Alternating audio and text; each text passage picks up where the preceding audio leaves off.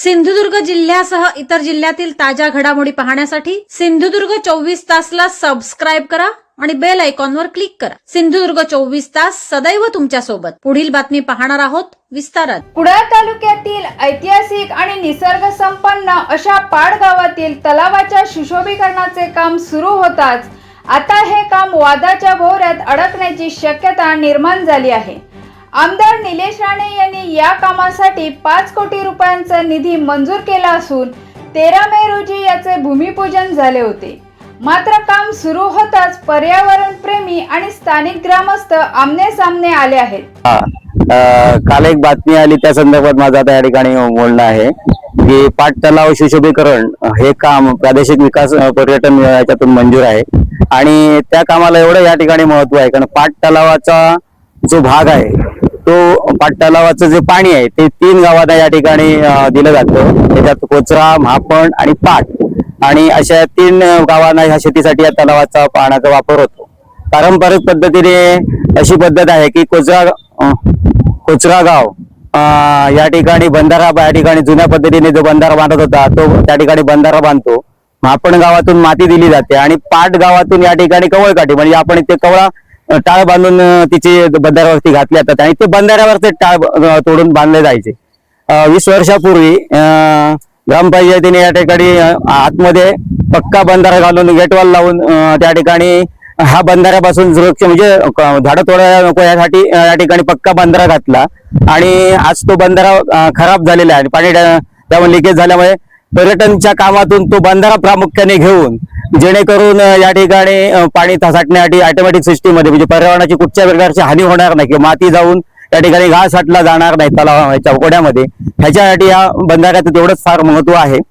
आणि दुसरी गोष्ट म्हणजे हा तलावाचा जो मंदिराच्या साईडने त्या ठिकाणी रिटेनिंग वॉल चालू जे आहे की मुळात हा जो माऊली मंदिरच्या पाट तलाव जो आहे तो पूर्णपणे रस्ता जो आहे तो बांधावरती एक रस्ता आहे आणि त्याच्यामुळे खालच्या वाटेने या पुलाला रिटर्निंग वॉल असणं गरजेचं आहे। जर ती नसेल तर हा तलाव राहणार नाही। कुडाळ तालुक्यातील पाट तलावाच्या सुशोभीकरणासाठी 5 कोटींच्या निधीतून काम सुरू करण्यात आले आहे। मात्र कामाच्या सुरुवातीला झालेल्या वृक्षतोडीमुळे पर्यावरण प्रेमींनी आक्षेप घेतला असून पक्षी आणि वन्यजीवांच्या अधिवासाला धोका निर्माण झाल्याचा आरोप केला आहे। तर स्थानिक ग्रामस्थांच्या मते तलाव आणि 3 गावातील शेती वाचवण्यासाठी हा प्रकल्प अत्यंत गरजेचा आहे। विकास आणि पर्यावरण यामधील समतोल साधण्याचे मोठे आव्हान आता प्रशासनासमोर उभे ठाकले आहे।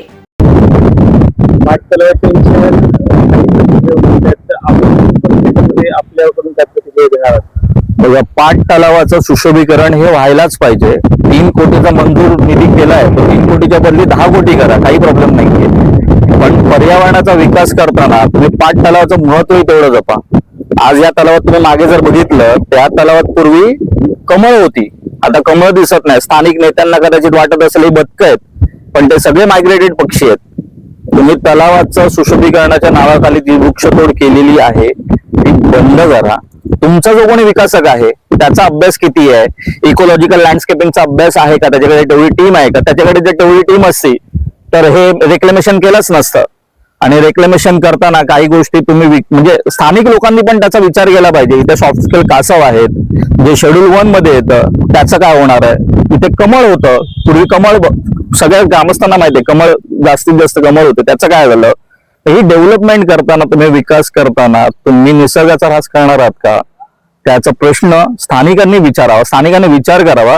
कारण का बाजूलाच माऊली मंदिर आहे, स्थानिक याचा गांभीर्याने विचार करत नाही की माऊली मंदिरचं स्थान या तलावाच्या बाजूला काय, ह्याचे परिणाम कोणत्याही नेत्याला भोगायचे नाहीयेत, ह्याचे परिणाम ग्रामस्थांनाच भोगायचे आहेत जर तुम्ही बळजबरीची डेव्हलपमेंट करणार असाल तर।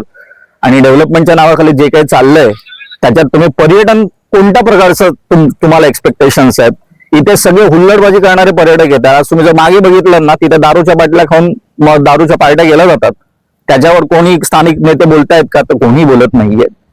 जे काही MTDC ची डेव्हलपमेंट करताय तुम्ही MTDC नावावरती ते किती प्रॉफिटेबल आहेत, सक्सेसफुली आहे त्याचाही विचार करावा। सगळे MTDC चे प्रोजेक्ट लॉस मेकिंग आहेत।